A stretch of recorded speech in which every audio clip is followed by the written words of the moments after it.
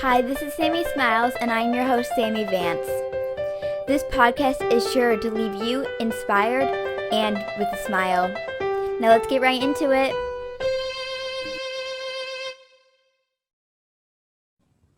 Hello, everyone, and welcome back to this week's episode of Sammie Smiles. I am your host, Sammie Vance, and today I have a great episode.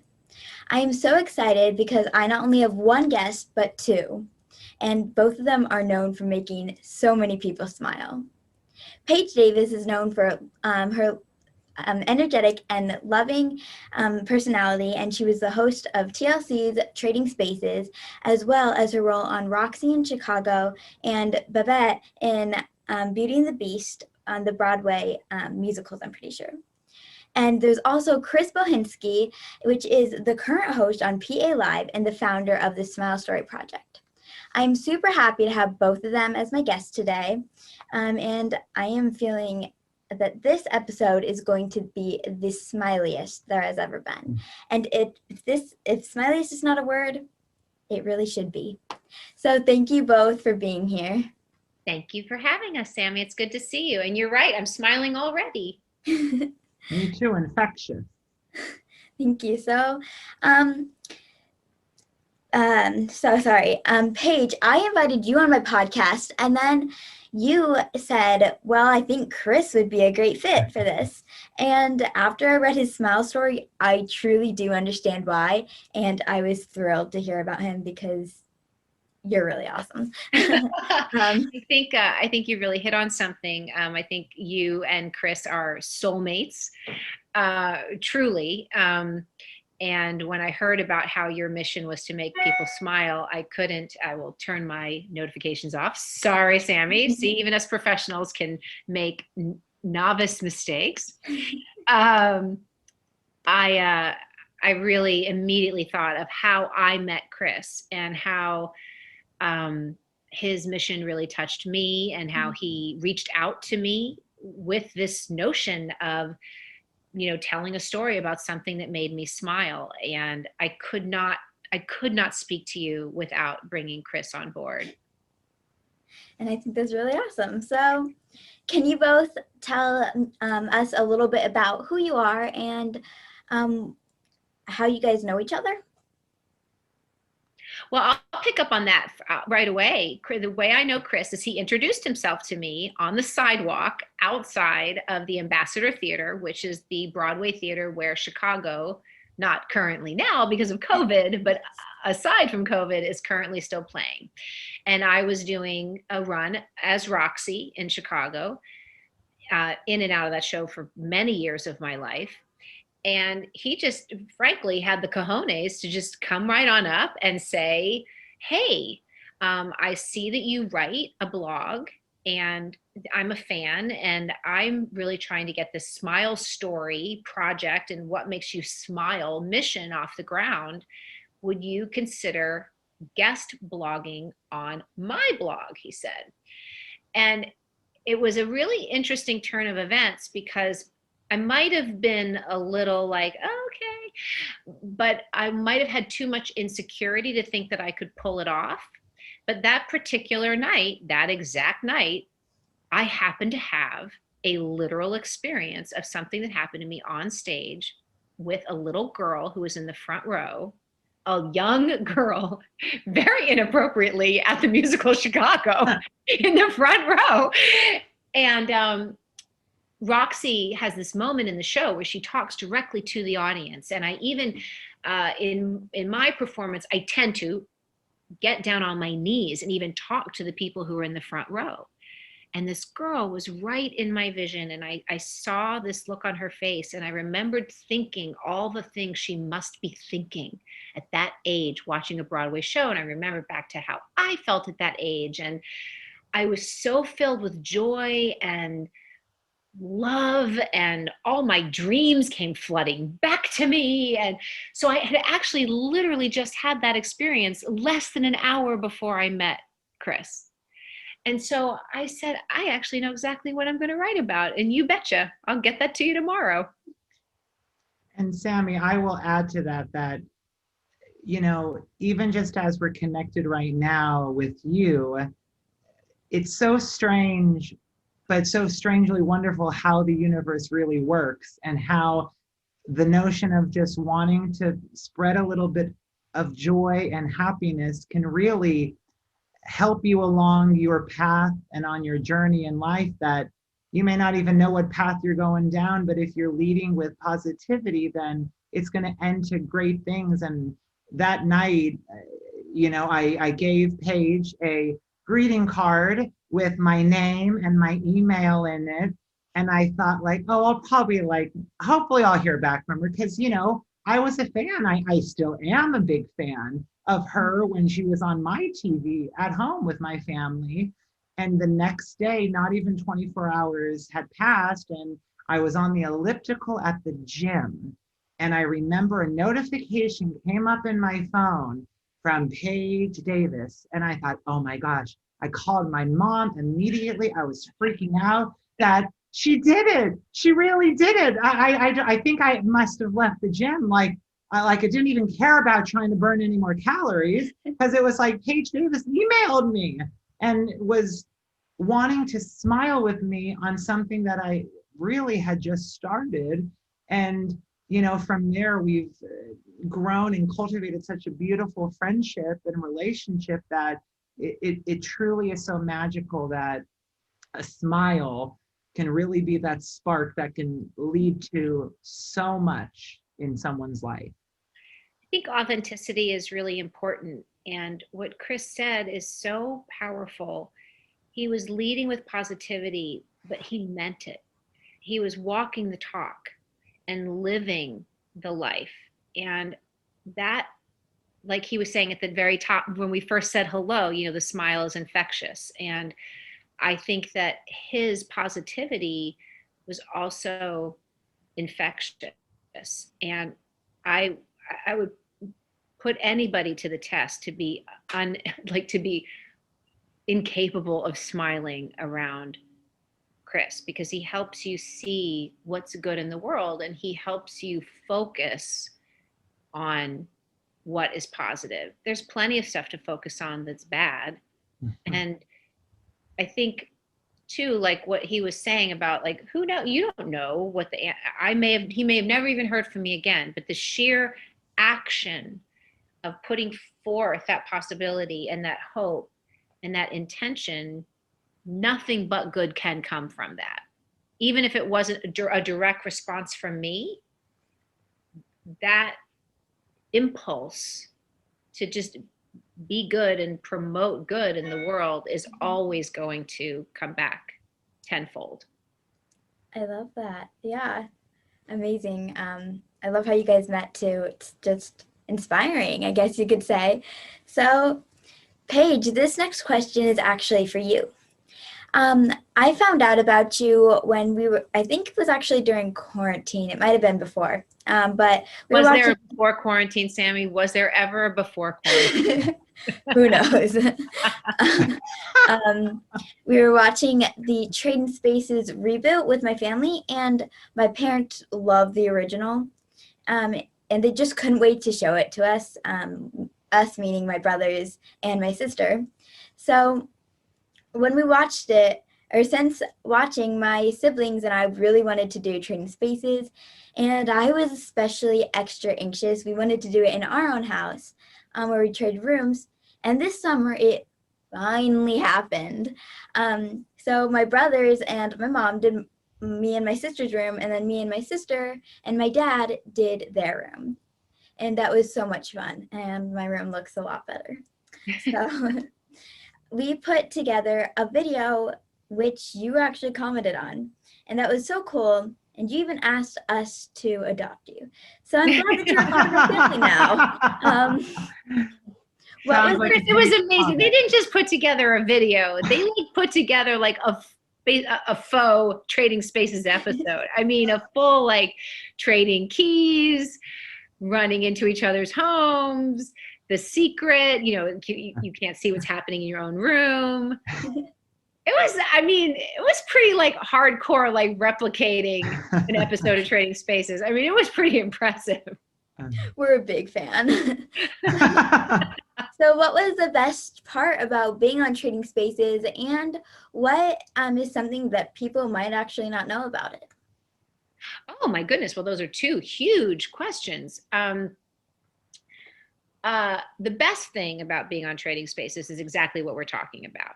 That is the truth. I mean, other than the actual camaraderie of the people in the cast and also the crew. I mean, we were all very, very tight, very close. And some of my closest friends are still from that job.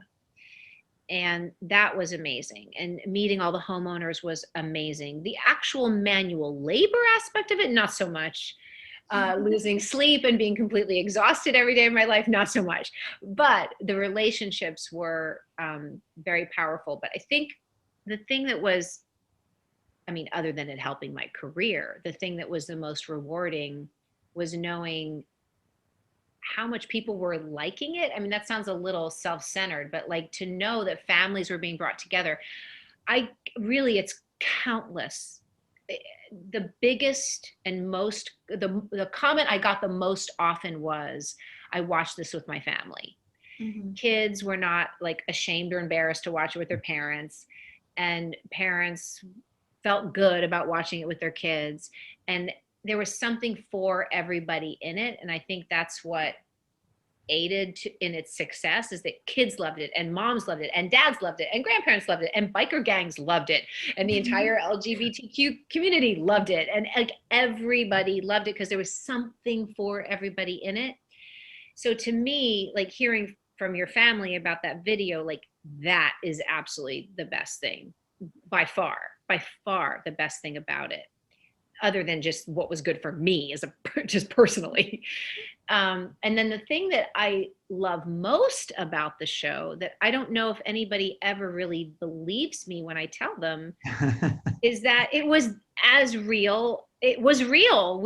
Nowadays reality television has kind of taken a little bit of a turn, and it can still be real-ish. It's not all like the Kardashians are overproduced. Not all reality television is like that. But our show really was not like, the neighbors really did do the work. We really did do it in 2 days. We really did only spend $1,000. Sans all the labor, which was free. But the room, we only would spend $1,000 on materials. Like I loved that. Well, here's that word again, authentic. Like we really were what we said we were. Of course, we did some fun editing, but we never represented something that wasn't accurate.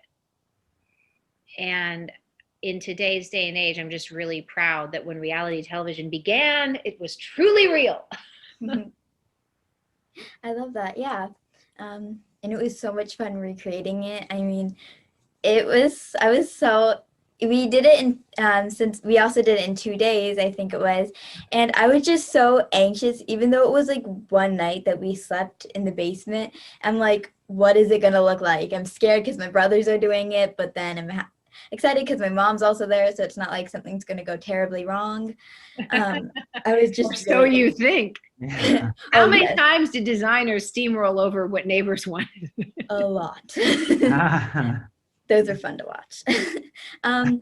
So, Chris, I was super excited to learn about your Smile story and how we both actually have pretty similar missions to spread just happiness and joy.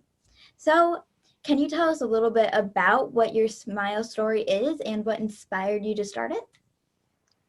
I moved to New York City in 2014. So at this point in time, it's 2021. So like 7 years ago. And before that jump to New York from Pennsylvania, which is a bordering state, a lot of things happened in my life. My father had passed away from brain cancer, and my mother had a total blood infection over her entire body, where I became a caregiver to her for about 10 months. Once I was all good on the home front, and I was okay to leave my mom by herself in our family home, I went to New York. After the challenging but yet fun times at home for those last few months since graduating college, I went into a world where I knew no one. I didn't have one friend, no connections, no ins with anyone in New York City, not one person. I was subletting an apartment kind of illegally through like a friend of a friend of a friend, like total stranger. And there was just so much sadness that I saw in my first like 2 weeks there. And I really needed something for myself to create my own joy because I was not finding a lot of it there because I was lonely. I was all on my own. And the idea to come up with a blog uh, came, and that's kind of how this was birthed. I guess a lot of things happened on my life on the elliptical because I was on the elliptical at the gym and I was watching Shark Tank. And when I was trying to think, well, what can my blog be about? There was an episode where they were selling or pitching. Are you familiar with the show Shark Tank, Sammie? Yes. So they were selling or trying to get the sharks to get lipstick. And one of the sharks said that they would not give money to it because it already segregates half of the world because, not only like half the world wears lipstick, or so they think. And when I heard that, I thought, oh, this is great because what am I going to do my blog about? That narrowed it down. I just need to do it for something that everyone can relate to. And the first thing that came to my mind was smiling. And then kind of from then, what started out as a written blog with guest contributors, with Paige being the first celebrity guest contributor to it, morphed into a video web series where I interviewed people on red carpets and different fancy events in New York City because they're everywhere you go there. And it always just had the same goal, and its mission remained the same of just spreading happiness, positivity, and joy by smiling and smiling with yourself, smiling with someone else, and just trying to be a happy person. And, it's so crazy that in this world we're living in, of course, the past, few months, this past year has been unprecedented with everything going on in the world. But before that, it's very rare to hear so often what I have found out, just people not inquiring, asking them or asking others what makes them smile, what makes them happy, which is kind of crazy. It's a 4-word question, what makes you smile? But yet no one asks it to anyone. So it's been a wonderful journey that 4 words with a question mark after it has led me now to Sammie's podcast. Don't you feel too, Chris, that mission of yours, it compounded on itself? Like, don't you feel like it also took on its own kind of life to infiltrate your own feelings about the world and your own perspective of the world and your own processing of the world and image of the world? And it came hand in hand, and the more you spread it, I think you also then felt it, and the more you felt it, the more you lived it, which made it easier for you to spread it back out again. Yeah. So I don't know if that's compounded or feeding on itself, but all of the above. Either and or, right? Combo platter. No, absolutely. Yeah. And it's I've always, I think, thought of myself as a happy person. When you're then labeled as the smile guy, you kind of feel the pressure to always be smiling. But honestly, like what Paige is saying, Sammie, once you start doing it, it's kind of, you just, that's how you're going to start living your life every day. And, even the days that were the darkest in my life, with whether it be something with friends, with family, with an illness, with a job, you just kind of go back into your mind and think, what is there to be glad about today? And, today is different than yesterday, and let's not even think about tomorrow, but if we can just focus on something good, and even if you didn't have anything good that happened to you today, well, tell me something that made you smile yesterday or the day before, because chances are, if you recollect that thought, you're going to smile today, even if you're having a bad day. Yeah, and I think too, it's almost like a big, gigantic, explosive, far-reaching gratitude journal. Gratitude feeds on itself, and when you think about what makes you smile, you can't help but be grateful. And I think therein is I think that's the true principle behind it.